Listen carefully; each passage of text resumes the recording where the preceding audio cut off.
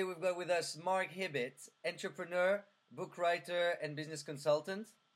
Mark, you say about yourself, I was case number 770 of the 2008 Norwich bankruptcy court. That's right.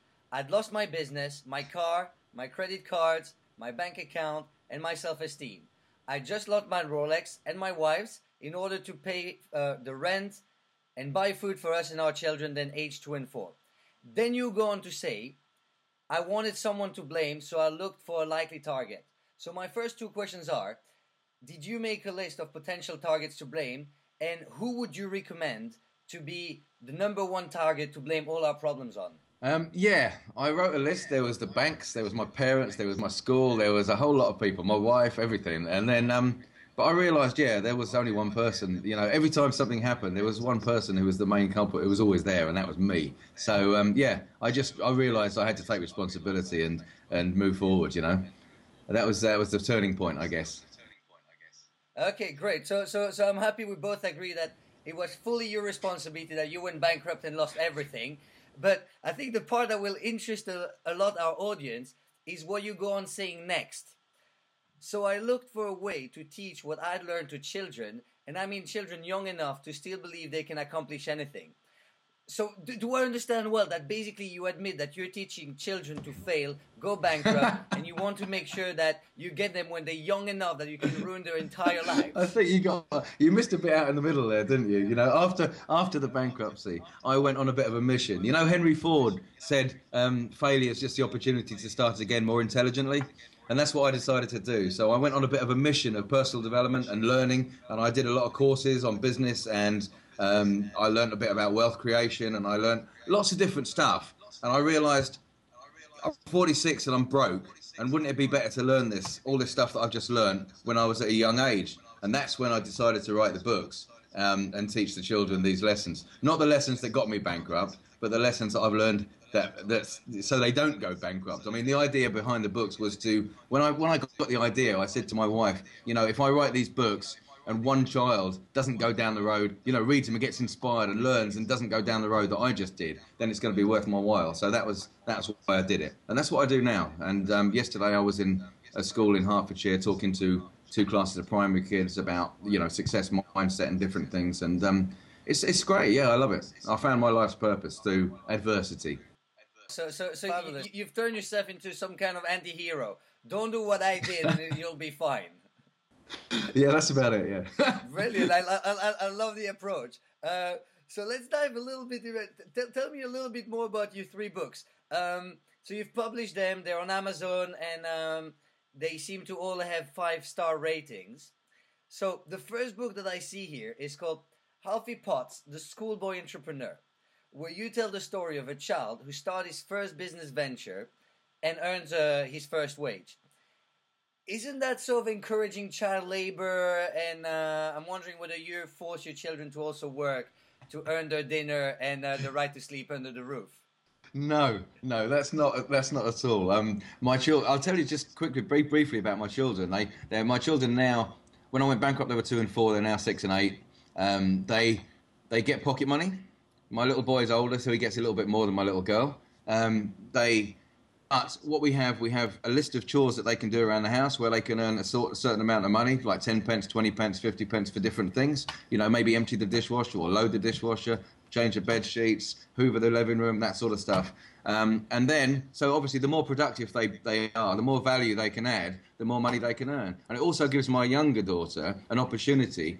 She realises now at 6 years old that she can earn more than her brother. Even though he earns more on basic, she can earn more commission if she's more productive. So that's one thing we do.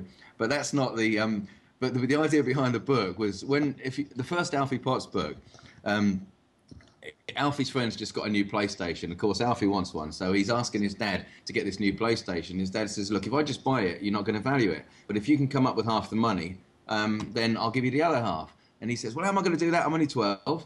says, well, look, you're just going to do what entrepreneurs do. Look for a problem and find a solution, and people will pay you money for that solution if it's solving their problem. So that's what he does. And he starts his own business, and then his dad teaches him. But he realizes he's got a lot of work on. He doesn't really have the time to finish it all. His dad teaches him how to get some leverage. He then gets some of his friends involved. He makes more money. And at the end of the holidays, his dad says, do you want to buy the PlayStation? He says, you know what, Dad? I've had so much fun, and look at what I've done. If I'd have had the PlayStation, I've just played on it all summer, I wouldn't have accomplished any of this. This is much more fun. So that's the first story in a nutshell. Brilliant. So you're turning work into fun. Yeah, absolutely. Yeah, absolutely. I'm getting some great testimonials from children that are really inspired by it. I've had kids at 8, 9, 10 going off starting their own business. One 11-year-old boy went off in his 1 week of half term. He read the book straight away. And this is what I love about young kids. They're not frightened. They take action right away. And just in 1 week, he made £175 just by raking people's lawns. It was autumn time, and he was raking the leaves off the lawn. And then he got his friend involved, and he paid him a commission to do it. And so he got a bit of leverage. And in 1 week, he made £175. It's an 11-year-old boy. I mean, that's great, isn't it? That is pretty impressive. Which actually is a very good way to get into our second book here. Because your second book is Alfie and the Mind Virus. That's right. Where he gets a shock at school when one of his teachers isn't exactly thrilled by his entrepreneurial success. And hearing about your case study earlier about this kid who was working hard to earn money, isn't that encouraging children to rebel against authority, the school system? And are you taking full responsibility for an increasingly high number of university dropout in the country? I hope so, yeah. I mean, no, I'm not. I don't condone dropping out of college. Although, if you look at so many successful entrepreneurs, that's just what they've done. And I'm not having to go at the school system. Although I do believe it's fundamentally flawed in a lot of ways. However, what I'm trying to get across in the second book is the idea that earning money is a good thing, and that the more you earn, the more you can help other people. I think if you come from a place of prosperity rather than a place of lack, you can do a lot more good in the world. I mean, if you haven't got any money, you can volunteer your time and stuff like that, and that's fantastic and it's admirable. But if you become the best you can be and you make a success, I think overall you can help a whole lot more people than if you're just one person at home and you haven't really made the best of yourself. You know what I'm saying, I'm sure. Mm-hmm. Definitely. So encouraging everybody to become the next Bill Gates. It's not for everybody, is it? I mean, I want people to realise that if they want to be entrepreneurial, they can. And in that second book, when his teacher's not exactly thrilled with his entrepreneurial success, there's a lot of what I call mind viruses out there in the world today, and I looked at, for example, there's a lot of memes or whatever you want to call them that kind of program people from a very young age that to be rich and to be wealthy, you've got to be dishonest and you've got to be a crook. I mean, I was watching something. I was watching The Smurfs with my young kids a few months ago. Not the movie, but the Smurfs. Great business movie. Yeah. Absolutely. But this was the TV show, the older TV show, with the little blue men running around. The movie was great too, but this was the TV show. And in this particular episode, one of the Smurfs had a greedy spell put on him. Okay, and he went on to become the richest Smurf in the world. So obviously they associate money with being greedy. And then he lost all his friends because he had money. So then the kids associate losing all your friends with having lots of money. This is the way I see it anyway. And the only way for him to get his friend back was to give all his money away. So he had to give all his money away in order to get his friends back. Now, I just don't think it was a funny story, but it's not a great lesson to give children, because I don't think that they want to lose all their friends. I don't think they want to be greedy. And if they think they have to do these things to earn money and to become wealthy, then I think they're not going to try and do it, or they're going to sabotage their success while they get close. I think that happened to me in the past. Yeah. So one brainwashing school versus another, in which your brainwashing school says, let's teach kids that making money is great, and that if they have lots of money, they can help others. Yeah, I think that's good brainwashing. I think so, because I think it's in a sort of an abundance thing, and. I think true prosperity it's not all about money. No, don't get me wrong. I mean, when I was earning a couple of $100,000 a year as a casino manager in Moscow, my relationships were terrible. I was going through a divorce. I didn't see my oldest boy. I was drinking a bottle of scotch a day. This was 15, 16 years ago. So although I was earning lots of money, I was living a far from prosperous lifestyle.